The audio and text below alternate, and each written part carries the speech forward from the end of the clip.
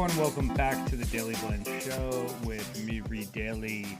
Today is December 13th, and this is the weekly rundown where I feature things that I thought were interesting and notable across business, technology, and the Dailey Blend family of channels at large. So what does that really mean?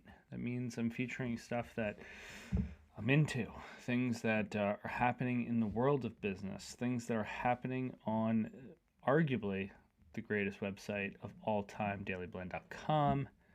Like, follow, subscribe to the show on Spotify, Apple Podcast, Google Podcast, and now over to YouTube. Also follow on Twitter and Instagram at Dailey Blend, maybe arguably the two most important social follows of your entire week. All right, enough with my satire and my tongue-in-cheek comments on our social media. Let's jump into the show. So I recorded this right in the morning, so we're walking into the matches over the next 2 days, but I am posting this after the Argentina game. So we've got Morocco versus Portugal, and they won 1-0 in World Cup news. Then we had England lose to France 2-1. Brazil lost to Croatia, and Argentina beat the Netherlands. So basically you've got Argentina going against Croatia and France going over Morocco. If I am a betting man, which I'm not actually, it's going to end up being France versus Argentina in the finals, is my guess. So we'll see what happens.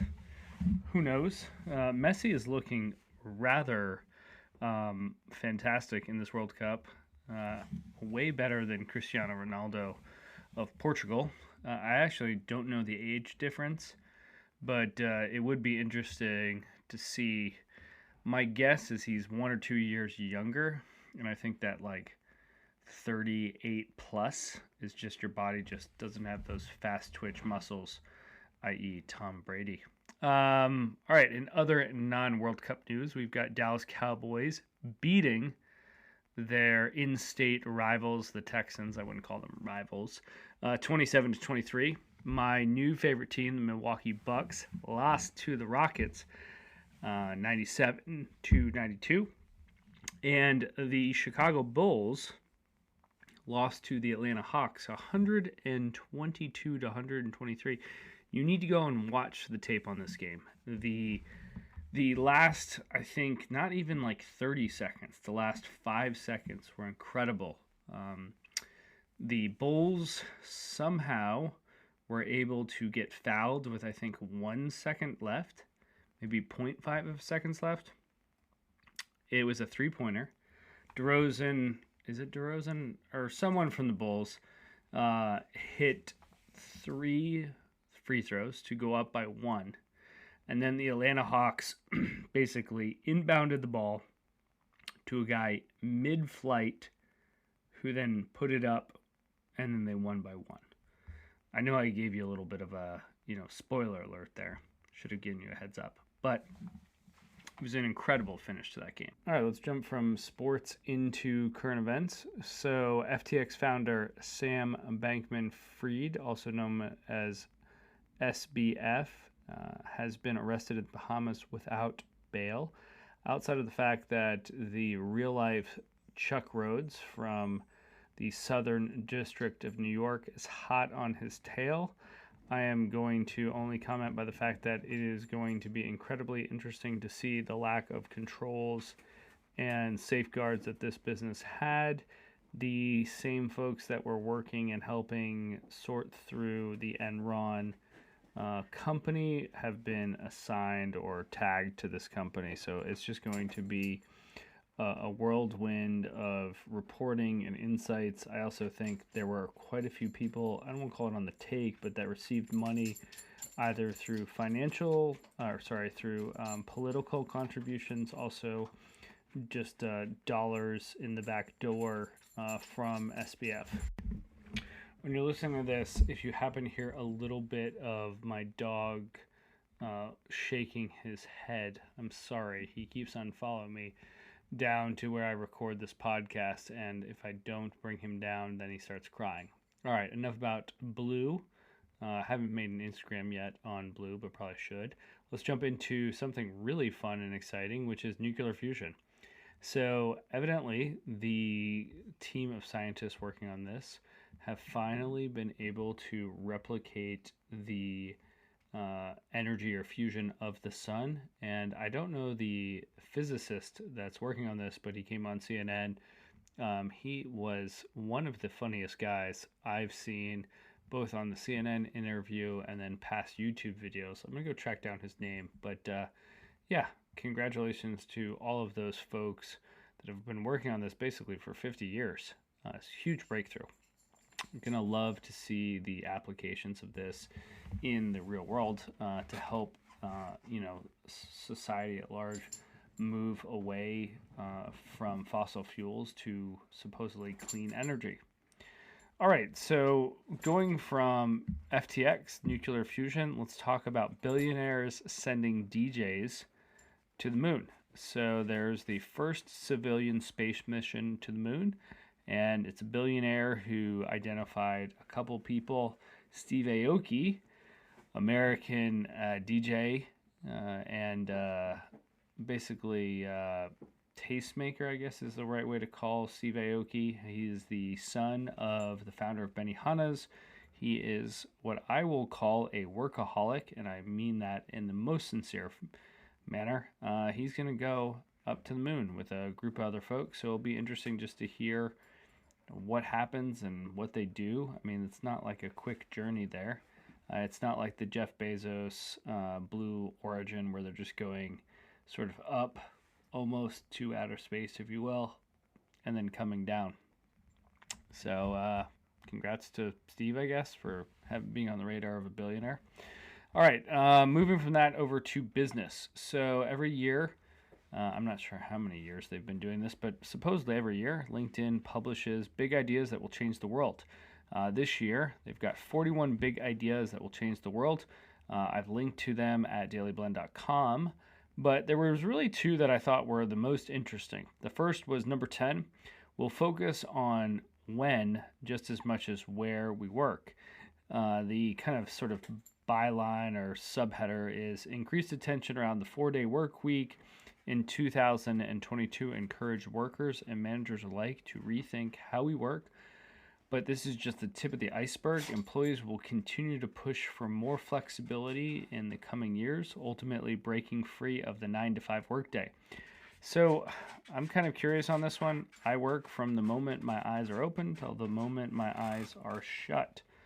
I do think that the idea of a physical office going in is silly. I just think it's really hard to do focused, concentrated work in an office. I think you should go to an office, and I'm using air quotes, or a community space is probably a more appropriate term, to collaborate and ideate on ideas, and then go away and execute on those. So it should be way more plan, do, review than it used to be, where it's just all do together. And I just think that's really silly. The second one was number 18. Our old clothes will become big business. And they talked about fast fashion. They talked about other clothing. I'm going to talk about sneakers here. I've bought used sneakers that are in the box. I've also bought used sneakers that have been lightly worn, 1 or 2 times. You can barely tell. I paid a fraction of the price, and I did not care. In fact, they were probably more comfortable. I think this is going to continue to be a trend where people buy things, use it, and then sell it. I don't think clothes will be made any better or worse, probably actually both directions. But I think the fact that people will wear things and then discard them, or there will be a resale there. All right, and the last piece of news, and I wouldn't call this news, but just something that I'm interested in, is the introduction of the Kindle Scribe. I've got a team member that uses a competitive product, and it's basically like a Kindle, but you write on it, and it hooks to OneNote, I believe, and OneDrive from what they've told me. Amazon is releasing their version of this based on the notes and a couple YouTube videos I watched. There will be some integration with apps you love, and I am not defining those. But the fact that you've got a 10.2-inch sort of device that replaces all those Moleskine notebooks that I love, but that I go through and then I lose and then I can't circle back to is great. I think both in terms of the Kindle Scribe and their competitor, if they can do text transformation.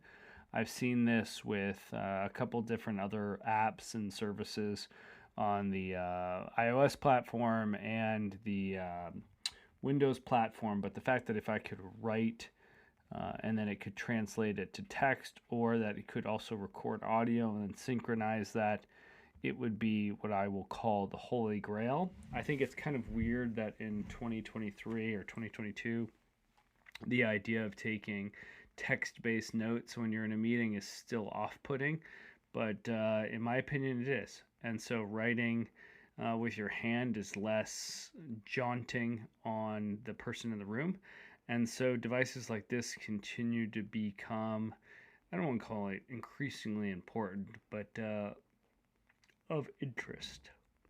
So if you've got one, let me know. If you got the competitor, please let me know which one's better. All right, rounding out news, it's Hypebeast's annual Top 100 Most Creatives. I'm a massive fan of Hypebeast. I have been for the better part of a decade. They are tastemakers of all things cool, and this year is no different. Notable highlights for me were Yoon from Ambush. She's married to Verbal. I'm just a big fan of what Ambush is doing. You've got the normal kind of tastemakers, Bobby Hundreds from the Hundreds. You had Fragment Designs frontman, who I'm totally blanking on his name. You had Tom Sachs, thanks to his shoe releasing via Nike. But anyway, go check it out and have a read through some of these really talented people. It's pretty interesting what they're doing to move the world forward, both through fashion and through media, and basically just the arts is how I would describe it. All right, so let's jump from headlines to stuff that I am digging into. And the app that I'm most excited about using over the next couple of months is the Information, and I think I'm saying this right, but their mission is very simple: to bring you the most honest and trustworthy opinions on where to eat around the world. Together, they partnered with JP Morgan Chase, so nothing like a content creator partnering with a bank, to provide you with exceptional benefits, useful content, and one-of-kind of experiences. So I've been looking to better understand my city, Chicago. I'm also spending more time in Milwaukee, Grand Rapids, Michigan, down in Indy, basically all these great Midwest towns that I just don't know. So I finally signed up for their app. I did it through actually the browser, but they do have a fantastic mobile app on iOS and Android. And what was really cool was I was stumbling upon something that just looked hipster cool, which was Union in Logan Square, a neighborhood that I love, but it's kind of hard for me to get to because it's not very close to the train, and you got to drive to it. It's kind of like, I don't know how to describe it. It wouldn't be like Long Island City or Brooklyn. It's just like not easy to get to. And then Trivola Tavern, so every time I go into the West Loop, specifically after like a long day or a long set of meetings, I typically go to, I think it's called Green Street Barbecue, located across from Soho House, right next down the block from like Notre by Billy Reed, which are like my go-to spots. I did not know that they were all this Trivola Tavern, or Trivioli Tavern is probably the right way to say this, is all part of the Hog Salt restaurant group. And I'd been going to Bivette's, or I had gone to Bivette's once, I should say. Anyway, I love the barbecue. I love the Hog Salt restaurant group, so I'm going to definitely go check out Trivioli Tavern, hopefully in the coming days or weeks as we get to the year end sort of celebration of hard work and cocktail or two to pat yourself on the back, if you will. All right, so let's move from news and kind of stuff I'm digging to interesting things that I'm involved with. So I've been very much following what's going on with Twitter. I have to say, my Twitter usage, both in terms of output and consumption, has probably quadrupled since Elon has gotten involved, not even just like taken over, but just been engaged. However, there have been a number of competitors that have launched, most notably Post, which is come out, and it's funded by Scott Gallo, who I listen to his podcast all the time. He's an NYU professor. He's got special advisement from actually Scott's co-host, Kara Swisher, on this. But essentially, I got the advanced membership, or not membership, but ability to use their platform. And the link for that is post.news/read daily. And it's like a stripped down, less complex version of Twitter. I haven't really spent much time on it. Obviously, there's not as many brands, individuals posting on this, but it's a clone of Twitter with just less noise, less advertising. I'll be very interested to see. The CEO was very much gung-ho about his different take on the platform and how there would be much more of a community feel. So I'm interested. I haven't done some postings, I guess is what you would call it, similar to like Trump truce. But I haven't done much on there other than set up my profile and just see what the user experience is. If you are on Post or post.news, hit me up. I'm interested to see how the direct message feature works. Next is, let's talk about some wine. So I put together a template in this on daileyblend.com about wine ratings 1 to 100. But then I also looked at my Vivino app, and it's 1 to 5. And honestly, I just want better wine. I'm spending $25 to $35 at the grocery store, at wine places, and I'm just not happy. I need someone to tell me a better way to do ratings of wines and then where to go procure wines at a reasonable price that I'm going to love. So if you are a sommelier, please hit me up at Read Daily or at Dailey Blend. I would be very interested in your 2 cents. On terms of content before we jump from that to content on the platform, let's talk about paddle. I lost it in a tiebreaker. Went up the first set, lost the second, and then lost the third when I was even up with my partner and I, up 5-2 in the tiebreaker. Way to not close it out. But if you are playing platform tennis, aka paddle tennis, check out my series. And if you're in the Chicagoland area and if you want to play, let me know. I'm all game. In terms of sneaker news, didn't really buy anything, but there are some really fantastic retro high OG True Blues coming out. You got some Air Jordan 5 UNCs, and of course, my alma mater, St. John's, is returning with the red and white Dunk Low, so go check those out. Talking about stuff on daileyblend.com, we had a throwback feature with Disclosure. We love those guys. I think they're great both as DJs and producers and live entertainers. In terms of last week's Friday Top 5, we had a little bit of an overview of a new Apple Watch workout tracker that supposedly is better than Apple's. I haven't used it yet, but I'm going to. Then we talked about stepping up your sock game with Divvy Up, which allows you to put your child's face, your dog's face, whatever you want, as long as it's not copyrighted, of course, on some socks. Don Leon and his graphic designs, and how I hope he will come work with Dailey Blend. And Hens drops a new print. I did not pick it up, but it looked fantastic. and Run the Jewels launches or releases snip images of their Nike SB Dunk. And of course, Negronis with Greg has new episodes out on all major podcast platforms. All right, that wraps it up for this week's episode of the Weekly Rundown. Sorry this came out a little bit late and I was a little bit tired. The coffee hasn't hit my system yet.